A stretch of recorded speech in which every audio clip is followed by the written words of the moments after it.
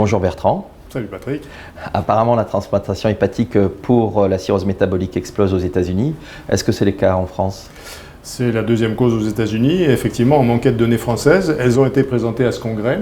Les résultats concernent les 18 centres de transplantation français plus Genève, donc la totalité des transplantations réalisées en France.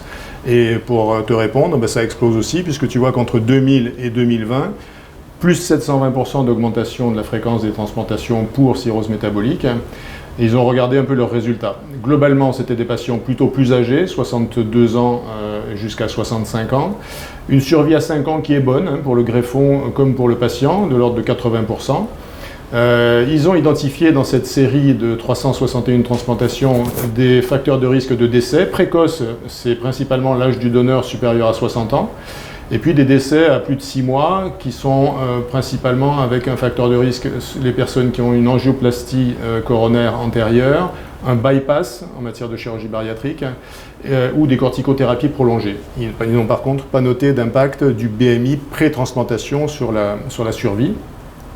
Et puis, 150 de ces patients ont eu une biopsie dans le suivi post-greffe. Et on a pu comme ça regarder toute l'histoire naturelle de la maladie en matière de récidive de la maladie initiale.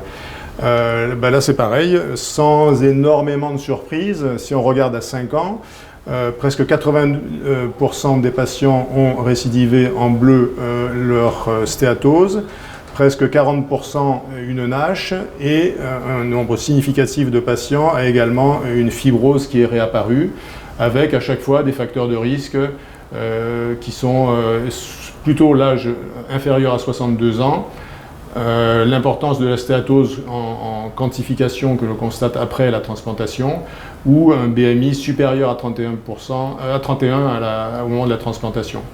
Il y a 6 cirrhoses en post-transplantation déjà. Donc la question, c'est que pour l'instant, on ne sait pas ce qui va y arriver. Il n'y a pas eu de retransplantation à ce jour.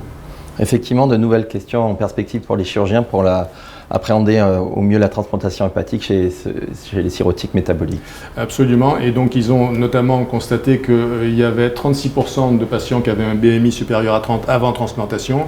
Et après transplantation, ils ont également 36% de patients qui ont un BMI. Donc ça renforce l'importance du coaching avant, mais surtout aussi après transplantation dans cette indication. Merci.